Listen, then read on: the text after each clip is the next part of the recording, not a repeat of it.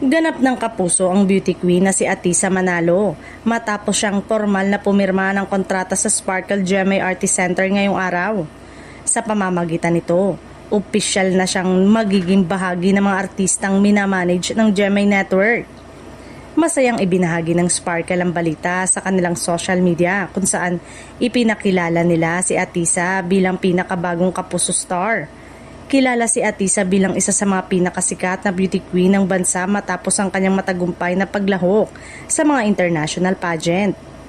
Bago ito, nakilala si Atisa nang irepresenta niya ang Pilipinas sa Miss International 2018 kung saan nakamit niya ang titulong first runner-up. Dahil dito, lalo siyang hinangaan ng maraming Pilipino dahil sa kanyang galing, talino at grace sa entablado. Sa pagpasok niya sa Sparkle, inaasang mas mapapalawak pa ni Atisa ang kanyang karir sa showbiz.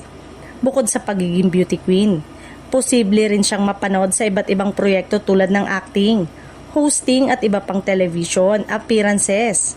Ayon sa ilang ulat, isa sa mga layunin ng Sparkle ay matulungan si Atisa na ipakita ang kanyang versatility bilang isang performer at personalidad sa industriya ng entertainment.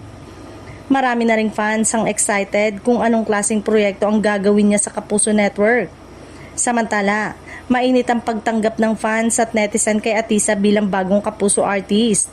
Marami ang nagpaabot ng pagbati at suporta sa kanyang hakbang na sinisimulan niya ang panibagong yugto ng kanyang showbiz career sa ilalim ng Sparkle.